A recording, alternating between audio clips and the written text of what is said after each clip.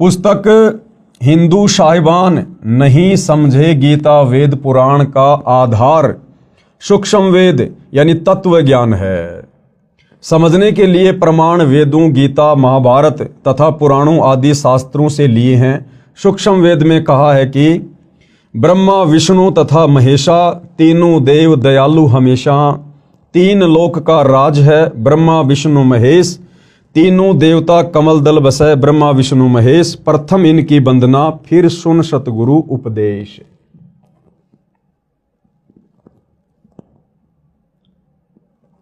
अर्थात सूक्ष्म वेद में अध्यात्म का संपूर्ण ज्ञान है। भाइयों और बहनों ध्यान देना, यहां पर सतगुरु रामपाल जी ने इस पुस्तक का आधार बताया है सूक्ष्म वेद। अब ये सूक्ष्म वेद क्या है, 99% समाज इस बात से अपरिचित है। हमने तो केवल 4 वेदों के नाम सुने हैं, यजुर्वेद, ऋग्वेद, अथर्ववेद, सामवेद। अब ये 5वां वेद कौन सा आ गया? ये 5वां वेद इन 4 वेदों का बाप है, इनका पिता है। अध्यात्म से संबंधित कंप्लीट ज्ञान, पूर्ण मुक्ति का मार्ग जो इन 4 वेदों में नहीं है, पवित्र गीता जी में नहीं है, 18 पुराणों में नहीं है, मुसलमानों की तौरात, जबूर, इंजिल, हदीसों में नहीं है, कुरान मजीद, कुरान शरीफ में नहीं है, सिखों के गुरु ग्रंथ साहिब में नहीं है, ईसाइयों की बाइबल में नहीं है। वो कंप्लीट अध्यात्म का ज्ञान, कंप्लीट कोश, कंप्लीट सलेबस 5वें वेद सूक्ष्म वेद में है। सूक्ष्म वेद यानी जब जब ये कबीर परमात्मा सतलोक से चलकर धरती पर सशरीर प्रकट होते हैं, संत रूप में लीला करते हैं, अपनी आत्माओं तक तत्व ज्ञान पहुंचाते हैं, उस ज्ञान को भाई और बहनों कुछ उनके फॉलोअर्स के द्वारा संग्रहित कर लिया जाता है एक पुस्तक के रूप में, ग्रंथ के रूप में। उसको सूक्ष्म वेद कहते हैं, सूक्ष्म ज्ञान कहते हैं। जैसे 650 साल पहले बनारस के काशी में जब कबीर जी आए थे, सन 1398 से 1518 तक यानी 120 वर्ष तक उन्होंने लीला की, अपने ज्ञान का प्रचार किया, 64 लाख आत्माओं को अपनी शरण में लिया। उन्होंने जो भी हमें तत्व ज्ञान बताया, समझाया, उस ज्ञान को आगे चलकर आदरणीय धर्मदास जी नाम के एक भगत के द्वारा कबीर सागर के रूप में लिपिबद्ध कर लिया गया। उसको सूक्ष्म वेद कहते हैं, वो 5वां वेद है। उसके बाद लगभग 300 वर्ष पहले गांव छुडानी, जिला झज्जर, हरियाणा में आदरणीय गरीबदास जी हुए, और इसी प्रकार से गरीबदास जी को भी कबीर परमात्मा सतलोक से आकर मिले, उनको सत ज्ञान दिया, उनको सतलोक दिखाया, सारी सृष्टि रचना समझाई, और इसी प्रकार आदरणीय गरीबदास जी ने भी एक सूक्ष्म वेद की रचना करवाई, जिसको सदग्रंथ साहिब के नाम से जाना जाता है, जिसमें 24,000 वाणियाँ हैं। यानी आदरणीय गरीबदास जी के सदग्रंथ साहिब में 4 वेदों को मिलाकर कहीं अधिक वाणियाँ हैं, 24,000 वाणियाँ हैं, जिसको सूक्ष्म वेद कहा जाता है। तो सतगुरु रामपाल जी कह रहे हैं कि मैंने ये जो पुस्तक लिखी है आप लोगों को समझाने के लिए, इस पुस्तक का आधार सूक्ष्म वेद है।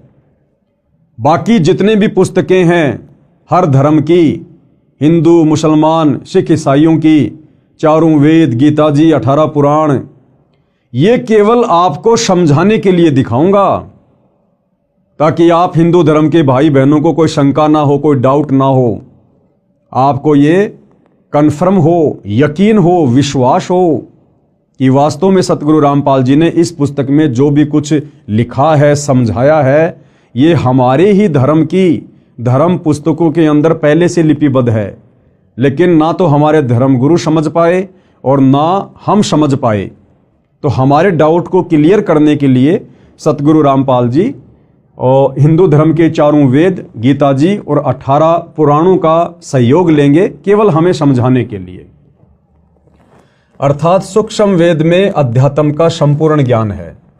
उसमें कहा है कि तीनों देवता श्री ब्रह्मा जी, श्री विष्णु जी तथा श्री शिव जी बहुत दयालु हृदय के हैं। इनकी केवल 3 लोक, स्वर्गलोक, पाताल लोक, पृथ्वी लोक। ध्यान देना भाई और बहनों, श्री ब्रह्मा जी, श्री विष्णु जी तथा श्री शिव जी ये सारी सृष्टि के मालिक नहीं हैं, असंख्य ब्रह्मांडों के परमपिता नहीं हैं। इनको केवल 3 लोक दिए गए हैं, केवल 3 लोक। ये केवल 3 लोक में एक एक विभाग संभालते हैं। टोटल 21 ब्रह्मांड हैं। जिस सृष्टि में हम रह रहे हैं यहां टोटल 21 ब्रह्मांड हैं। 21 ब्रह्मांड में एक ब्रह्मांड और एक ब्रह्मांड के अंदर मात्र 3 लोक, पाताल लोक, पृथ्वी लोक और स्वर्ग लोक। केवल इन 3 लोकों के स्वामी हैं ब्रह्मा विष्णु महेश। श्री ब्रह्मा जी रजोगुण के स्वामी हैं, श्री विष्णु जी सतोगुण के स्वामी हैं और श्री शिव जी यानी शंकर जी तमोगुण के स्वामी हैं। स्वर्गलोक, पाताल लोक, पृथ्वी लोक में सत्ता है इन तीनों की। ये 3 लोक के मालिक हैं, परंतु लोक तो बहुत सारे हैं जिनका मालिक परम अक्षर ब्रह्म है। इन 3 लोकों के अलावा जितनी भी सृष्टि है, जितने भी ब्रह्मांड हैं और इंक्लूड तीनों लोक, इन सब के ऊपर जो सत्ता है वो परम अक्षर ब्रह्म की है, पूर्ण ब्रह्म परमात्मा की है, कबीर देव की है, जिसकी सत्ता तीनों लोकों समेत सब पर है। मोक्ष प्राप्ति के लिए प्रथम इन तीनों देवताओं की वंदना अर्थात मान सम्मान यानी साधना करनी होती है। परमपिता परमेश्वर जी ने अपना एक मैनेजमेंट बना रखा है, एक सिस्टम बना रखा है इस सृष्टि को चलाने के लिए, और उस सिस्टम के अंतर्गत ब्रह्मा विष्णु महेश जी तो केवल एक मैनेजर के रूप में कार्य कर रहे हैं। जिस प्रकार से एक फैक्ट्री होती है, फैक्ट्री का एक मालिक होता है, मालिक के बहुत सारे नौकर होते हैं, सुपरवाइजर होते हैं, उन सब पर निगाह रखने के लिए, उन सब से कार्य करवाने के लिए मालिक अपना एक मैनेजर नियुक्त करता है, जो उस कंपनी के मालिक की गैर हाजिरी में सर्व कार्यों की देख रेख करता है और सारी रिपोर्ट अपने मालिक को देता रहता है। इसी प्रकार ये जो पूरी कायनात है, मुसलमान धर्म में जिसको कायनात कहते हैं, हिंदू भाई बहन जिसको सृष्टि कहते हैं, इस पूरी सृष्टि का, इस पूरी कायनात का मालिक एक ही है, कबीर भगवान। गीता जी में जिसको परम अक्षर ब्रह्म की संज्ञा दी गई है, यानी सर्वश्रेष्ठ परमात्मा, उत्तम परमात्मा। और ये जो ब्रह्मा विष्णु महेश जी हैं, ये उस परम अक्षर ब्रह्म के एक ब्रह्मांड में 3 लोकों में केवल एक एक विभाग पर मैनेजर की पदवी पर नियुक्त हैं। रजोगुण विभाग ब्रह्मा जी के अंडर में, शतोगुण विभाग श्री विष्णु जी के अंडर में और तमोगुण विभाग श्री शंकर जी के अंडर में। अर्थात मान सम्मान यानी साधना करनी होती है। फिर सतगुरु का उपदेश सुनो जो परम अक्षर ब्रह्म की पूजा साधना बताएगा। उस संत से तत्व ज्ञान सुनो। तत्वदर्शी संत पूर्ण मोक्ष प्राप्ति की साधना यानी पूजा बताता है। पूर्ण मोक्ष के लिए इन तीनों देवताओं की शास्त्रोक्त साधना करनी होती है। परंतु पूजा गीता अध्याय 8 श्लोक 3, 8, 9, 10, अध्याय 15 श्लोक 17, अध्याय 18 श्लोक 62 में बताए परम अक्षर ब्रह्म की करनी होती है। भाई और बहनों, साधना में और पूजा में, भक्ति में और पूजा में रात दिन का अंतर होता है। और पूर्ण मोक्ष प्राप्ति के लिए हमने पूजा केवल एक परमपिता परमेश्वर की करनी होती है, परम अक्षर ब्रह्म की, उत्तम पुरुष की, सर्वश्रेष्ठ परमात्मा की। बाकी हम जिस लोक में रह रहे हैं, ब्रह्मा विष्णु महेश यहाँ के मैनेजर हैं तीनों गुणों के, तो हमने साधना इनकी भी करनी पड़ेगी।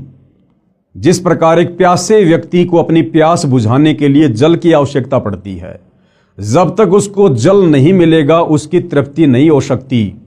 अब जल मिलेगा हैंड पंप से, तो हमने हैंड पंप की साधना करनी पड़ेगी। हमने एड पंप की साधना करनी पड़ेगी, हमने उसको काम में लेना पड़ेगा, हमने उसको चलाना पड़ेगा, उसके हत्थे को ऊपर नीचे करना पड़ेगा, तब जाकर हमें वो मूल वस्तु जल प्राप्त होगा। तो इसी प्रकार भाइयों और बहनों, पूर्ण मोक्ष के लिए, पूर्ण मुक्ति के लिए, सनातन परम धाम सतलोक में जाने के लिए हमने पूजा तो करनी पड़ेगी परम अक्षर ब्रह्म की, कबीर देव की, लेकिन उसके लिए हमने साधना करनी पड़ेगी यहाँ के तीनों देवताओं की। हमारा ये जो मनुष्य शरीर है, स्त्री या पुरुष का, इसमें कमल दल हैं जिनमें देवी देवताओं का वास है। आगे चलकर इसी पुस्तक में हम पढ़ेंगे। तो हमने केवल साधना करनी है ब्रह्मा विष्णु महेश जी की, जबकि पूजा सतगुरुदेव के बताए अनुसार परम अक्षर ब्रह्म की ही करने से हमारी मुक्ति होगी, हमारा मोक्ष होगा।